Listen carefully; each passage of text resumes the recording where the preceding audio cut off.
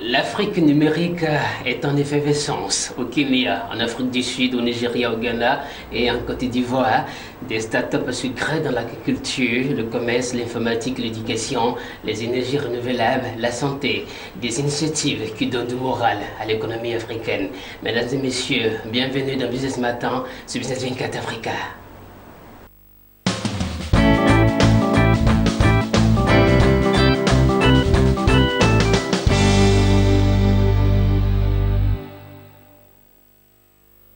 Je suis très heureux de le recevoir dans ce numéro de Business Matin. Lui, c'est Kaba Mohamed Lamine. Il est le promoteur de l'African Startup Forum à Abidjan. L'African Startup Forum, d'où est née l'initiative? L'Institut est né simplement du fait que nous constatons des difficultés majeures pour l'Afrique, en tout cas dans son économie, à se développer, et surtout de la participation des jeunes à vouloir s'impliquer davantage dans le développement donc, de cette économie. Et nous pensons que, nous avons pensé en tout cas que cette institution pouvait permettre, en tout cas de manière humble, à apporter sa pierre à l'édifice dans le développement des États africains à travers donc la mise en place d'une plateforme internationale et opérationnelle qui peut donner la possibilité aux jeunes, aux personnes défavorisées ou en inactivité de pouvoir s'exprimer à travers leurs propres projets. Les startups, c'est un concept nouveau par rapport aux PME? Oui, on va dire que les startups, c'est un concept nouveau, mais qui tire son origine du fait que dans les années 1920 en Occident, aux États-Unis, il y a eu une série de crises économiques que nous avons connues, et l'objectif c'était de pouvoir créer des entreprises durables pour éviter justement d'amener le monde à connaître des crises économiques. Alors donc c'est comme ça qu'est né le concept de start-up, pour permettre donc à tous ceux qui veulent s'engager dans le domaine de la création d'entreprises, de la gestion des entreprises, de pouvoir démarrer tout petit pour apprendre les bons rouages, les bonnes méthodes, la bonne gouvernance en matière de gestion d'entreprise pour que justement ces entreprises soient dans la durabilité. Alors, quel constat vous faites en Côte d'Ivoire? Est-ce qu'il y a un engouement autour de... Alors, il faut dire que notre institution est l'une des premières, en tout cas, à initier de manière générale ce type d'activité.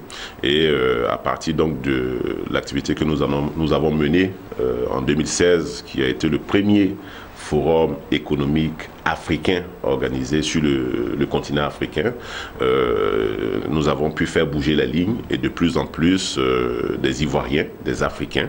Vous avez cité tout à l'heure des pays tels que l'Afrique du Sud, le Nigeria, le Kenya, le Rwanda, le Ghana, qui ont en tout cas un écosystème de start-up très développé, assez poussé en tout cas par rapport donc à la Côte d'Ivoire. Mais nous pensons que depuis 2016, justement, nous avons pu démarrer, on va dire, un engouement autour de ce concept. Alors les pays que nous avons cités, le Nigeria, c'est un pays francophone.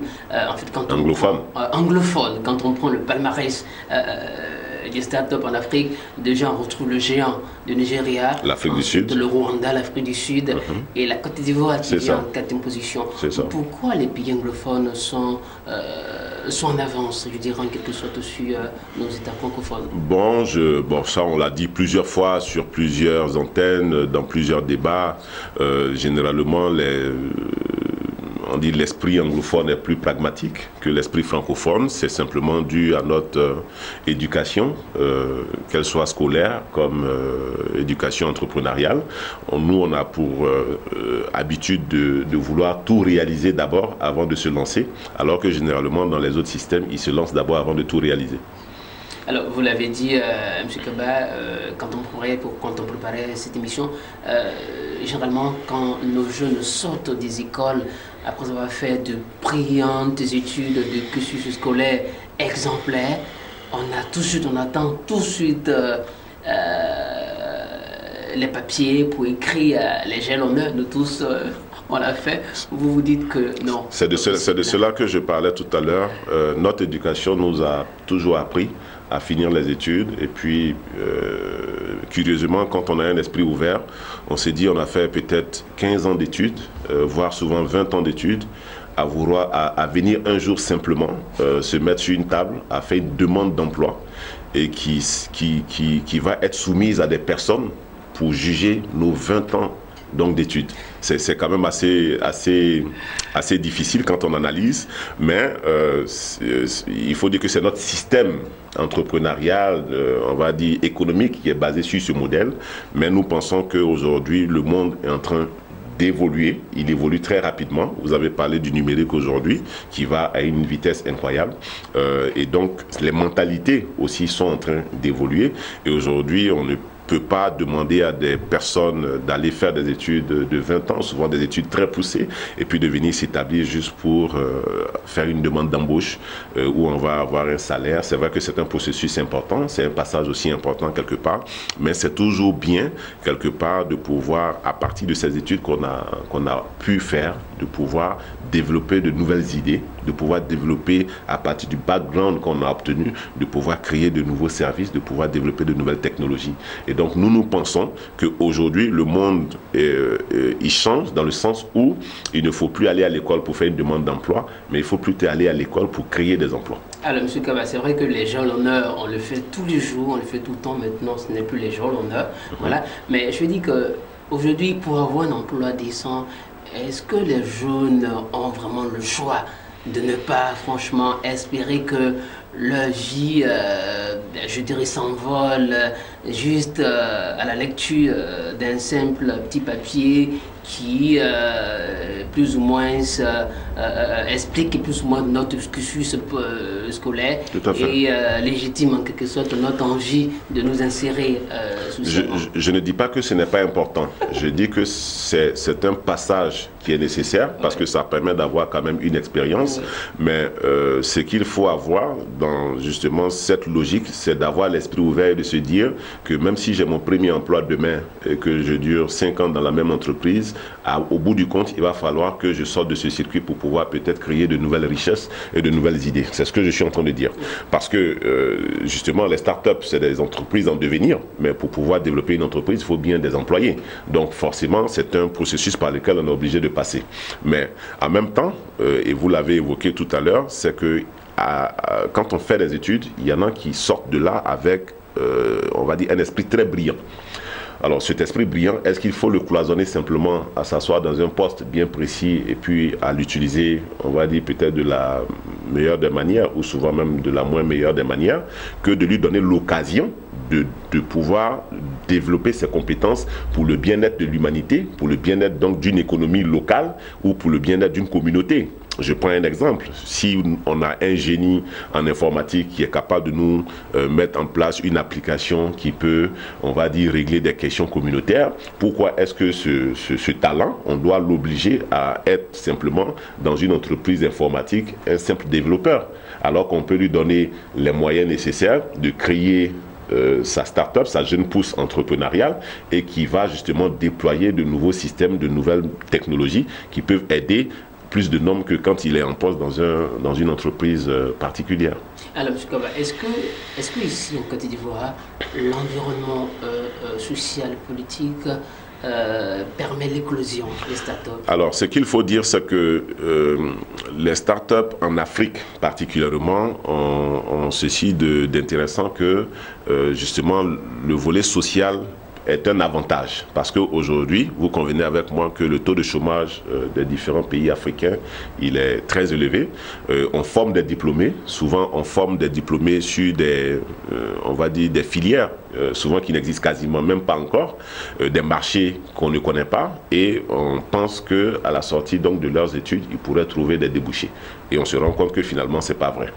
Alors, nous pensons que, en tout cas, le secteur des startups, aujourd'hui, c'est une bouffée d'oxygène parce qu'effectivement, ça permet à donc, tous ceux qui ont été formés de pouvoir, à travers des idées innovantes, à travers des outils que eux-mêmes ont pu développer pendant qu'ils sont étudiants, pendant qu'ils sont en inactivité, on va dire professionnelle, peuvent mettre en place en créant leur start-up, en initiant de nouveaux projets que nous ne connaissons pas encore. Alors donc pour nous, c'est plutôt, on va dire, une large ouverture que d'aller dans ce concept de start-up que donc un frein.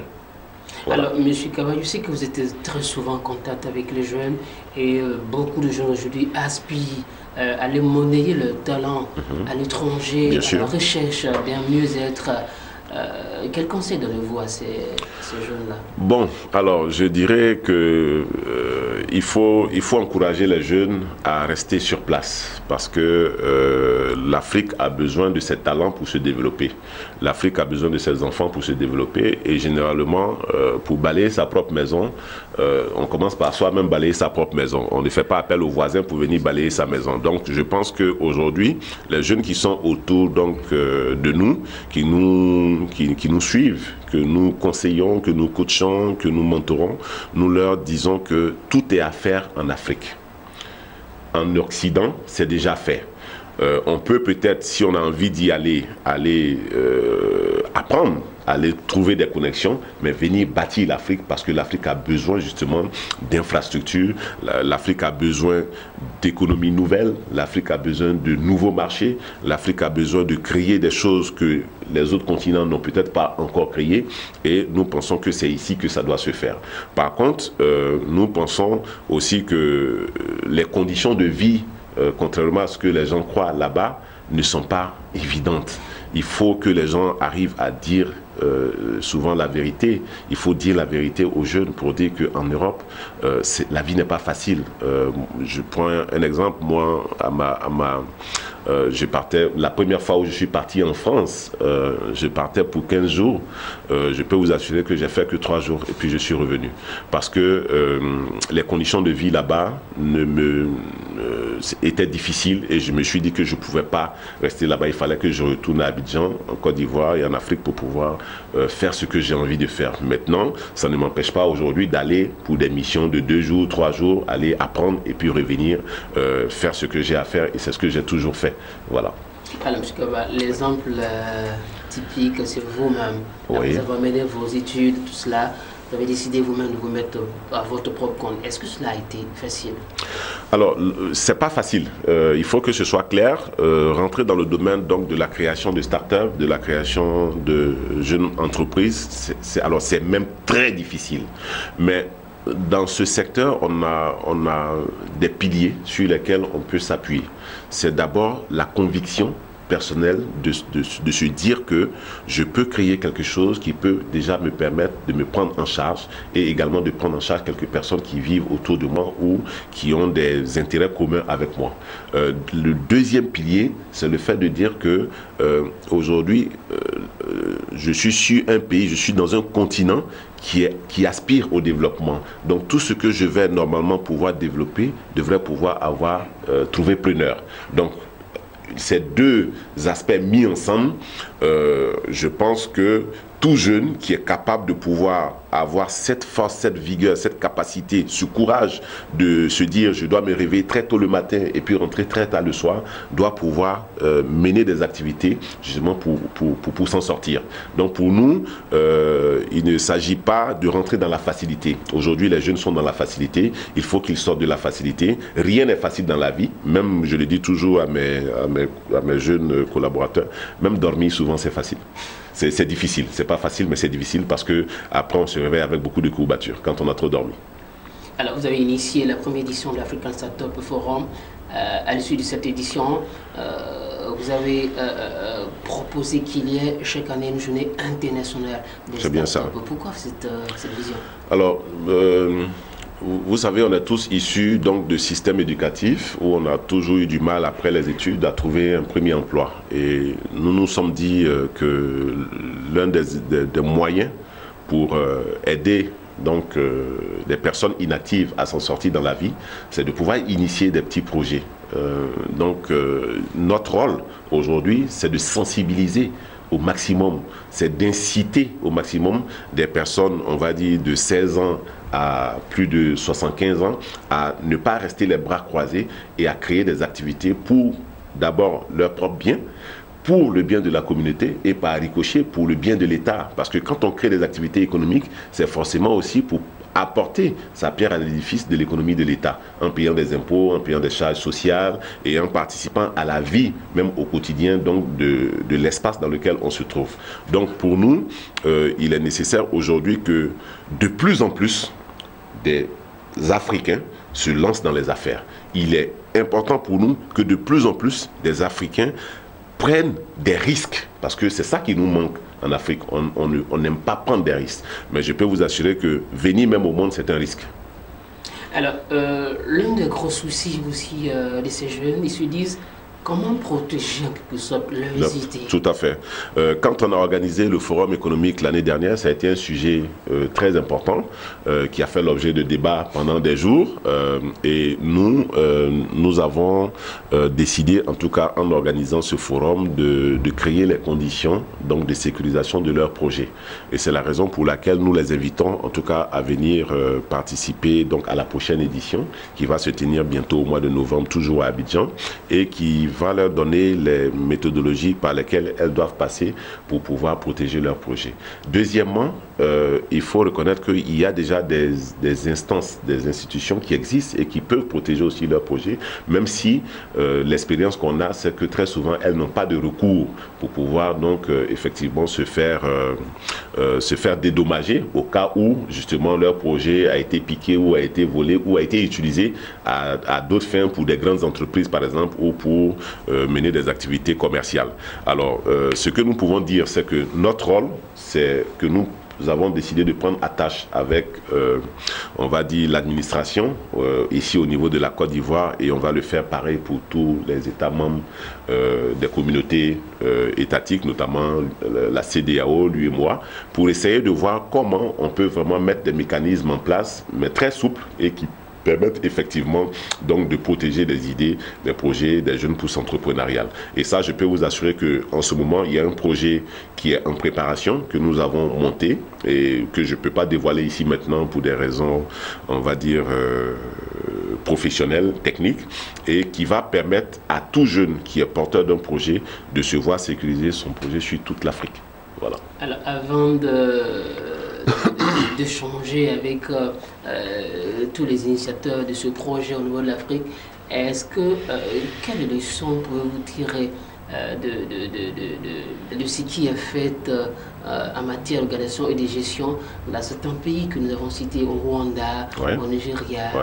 Alors, après, ce qu'il faut noter, c'est que dans ces pays, il y a un engagement pris par certains décideurs d'amener les populations à s'intéresser justement à l'innovation, de s'intéresser à l'entrepreneuriat, de s'intéresser aux nouvelles technologies et de s'intéresser aux nouveaux services. Au Nigeria, tout récemment, on parlait du milliardaire. C'est bien ça qui ont mis en place. Et ça, c'est à titre privé. Vous vous imaginez, c'est-à-dire dans ces États, vous avez aujourd'hui des individus qui sont capables à eux seuls de mobiliser, de fédérer autour d'eux, ne serait-ce que par la volonté et par une question de responsabilité, je dirais, panafricaine, pour emmener les jeunes Africains à s'intéresser à ça.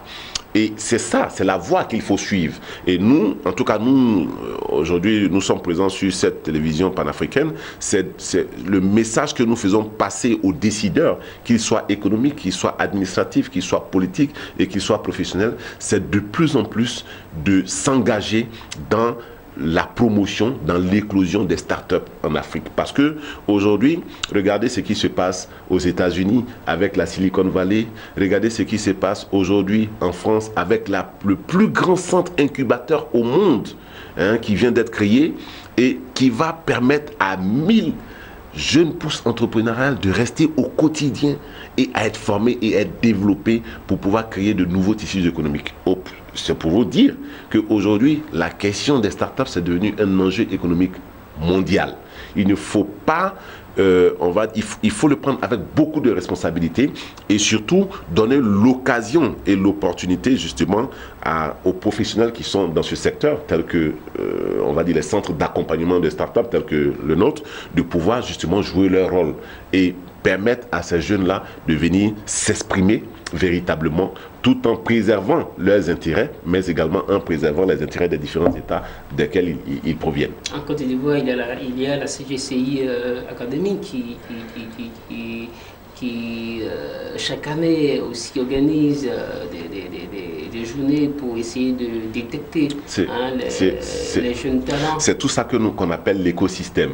Vous voyez, c'est tellement important la question est tellement importante qu'une entité comme la CGC, qui s'occupe déjà des grandes entreprises, en arrive à s'occuper des petites. Vous voyez, nous pensons que c'est justement ce type d'activité, c'est justement ce type d'opération qu'il faut encourager, mais permettre surtout, on va dire, aux acteurs, je veux dire, professionnels de l'éclosion de l'écosystème de startup de mener ces activités.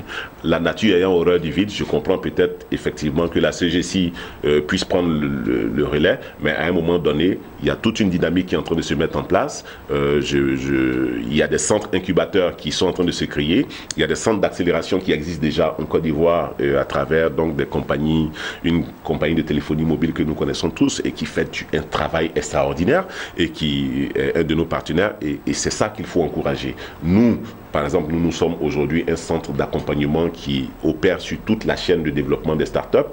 Nous allons jusqu'à détecter les startups les plus pertinentes, les plus innovantes.